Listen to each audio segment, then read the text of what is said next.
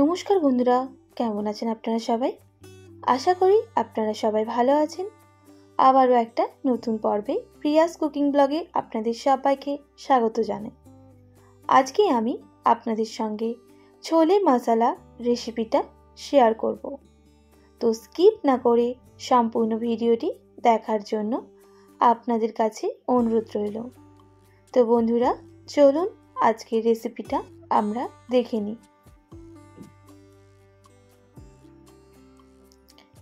এখানে আমি 200 গ্রাম মতো ছোলে আগে থেকেই ভিজিয়ে রেখেছিলাম, ওই 2 থেকে 3 ঘন্টা।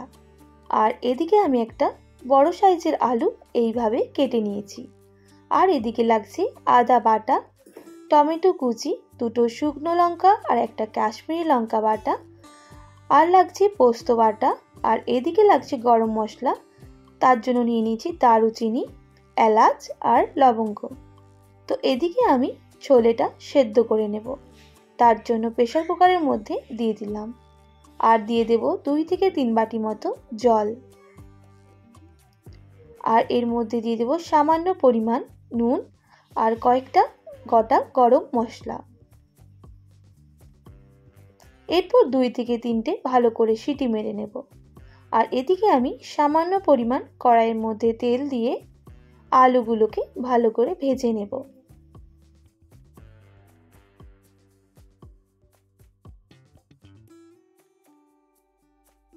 3 থেকে 4 মিনিট ধরে আলুগুলোকে লাল করে ভেজে নিতে হবে।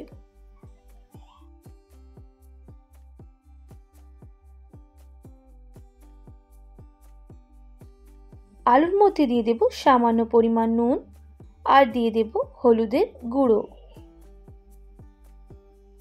এরপর আবারও ভালো করে নাড়াচাড়া করে নিচ্ছি।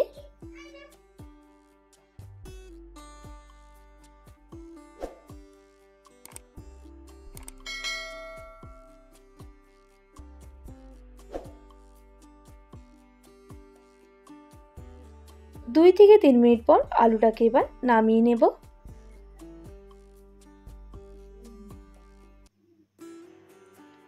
এখানে এবার ওই তেলের মধ্যে দিয়ে দেব গোটা জিরে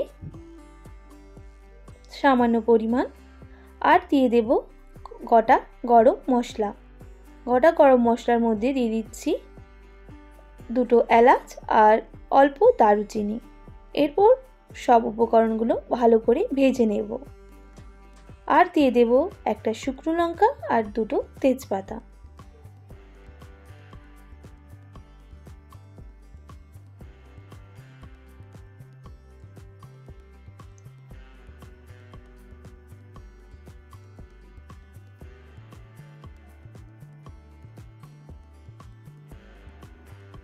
ভালো করে ভাজা হয়ে গেলে এরপর এখানে আমি 2 টেবিল চামচের মতো আদা বাটা দিয়ে দেব।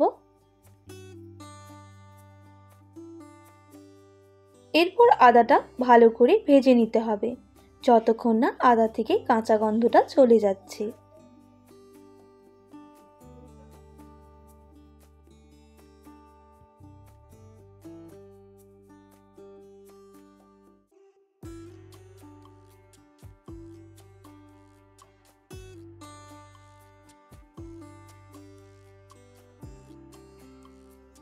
তো আদাটা ভালো করে ভাজা হয়ে গেলে এখানে আমি সামান্য পরিমাণ হলুদের গুঁড়ো দিয়ে দিচ্ছি। আবারও ভালো করে হলুদের সাথে আদাটাকে ভেজে নিচ্ছি।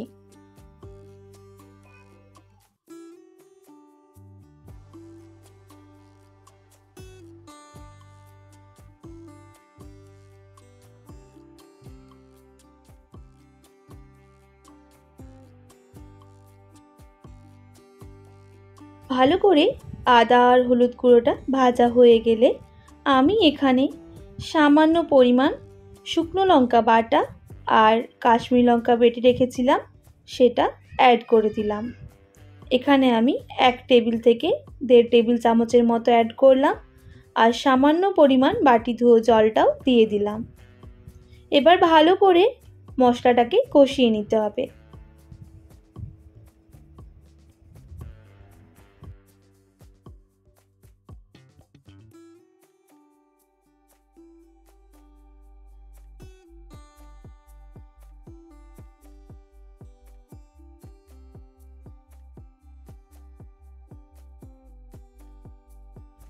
2 থেকে 3 মিনিট ভালো করে কষানোর পর এখানে আমি 1 টেবিল চামচের মতো জিরে গুঁড়ো অ্যাড করে দেব আর সঙ্গে টমেটো কুচি দিয়ে দিলাম। এবার ভালো করে আবারও নাড়াচাড়া করে মশলাটা কষিয়ে নিতে হবে যতক্ষণ না মশলা থেকে একটা তেল ছাড়তে শুরু করছে।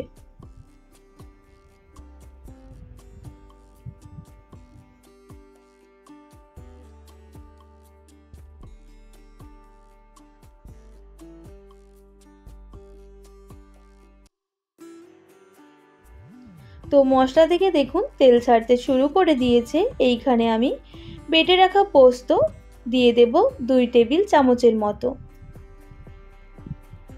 আবারও ভালো করে মশলাটাকে কষিয়ে নেব 2 থেকে 3 মিনিট ধরে।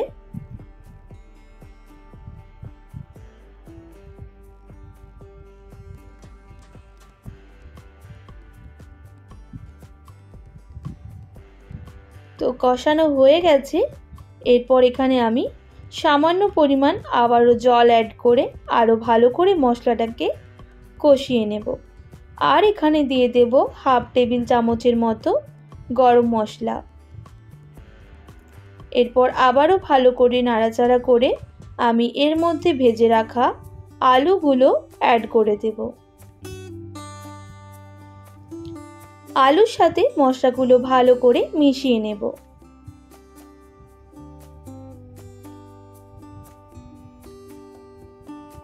বেশ কিছুক্ষণ এইভাবে মশলার সাথে আলুটা নাড়াচাড়া করে নিতে হবে। এরপর এখানে আমি সেদ্ধ করে রাখা ছোলা দিয়ে দেব আর সেদ্ধ করে রাখা ছোলার সাথে যে জলটা ছিল সেটাও আমি অ্যাড করে দিলাম। এবার ভালো করে আমি মিশিয়ে নেব মশলার সাথে।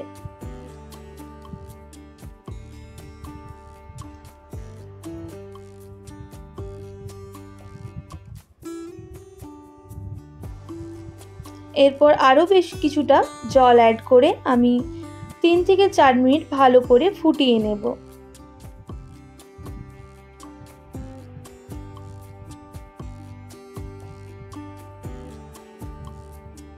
তো 2 থেকে 3 মিনিট ফুটে গেলে এখানে আমি শুকনো কাঠখোলায় কস্তুরি মেথি ভেজে রেখেছিলাম সেটা অ্যাড করে দিলাম।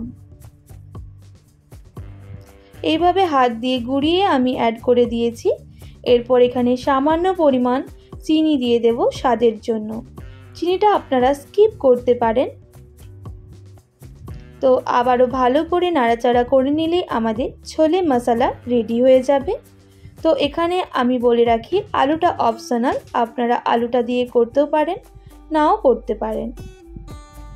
তো আবারও বেশ কিছুক্ষণ নাড়াচাড়া করে নিলেই ছোলে মশলা রেডি হয়ে যাবে। আমি এবার নামিয়ে নিচ্ছি। দেখুন কত সুন্দর কালারটা হয়েছে। আপনারা অবশ্যই এইভাবে বাড়িতে ট্রাই করবেন। আশা করি আজকের রেসিপিটা আপনাদের খুবই ভালো লাগবে। আর যদি ভালো লেগে থাকে অবশ্যই আমার চ্যানেলটিকে একটা like, comment, share and subscribe করে পাশে থাকবেন। পাশে থাকা বেল আইকনটাও প্রেস করে দেবেন। তাহলে নিত্য নতুন রান্নার ভিডিওগুলো আপনাদের কাছে খুব সহজেই পৌঁছে যাবে। আজকের মতো এতটাই। আবারও নতুন কোনো রেসিপির সঙ্গে দেখা হচ্ছে। আপনারা ভালো থাকবেন, সুস্থ থাকবেন। আর এতক্ষণ আমার সঙ্গে আমার ভিডিওটি দেখার জন্য অনেক অনেক ধন্যবাদ আপনাদের সবাইকে।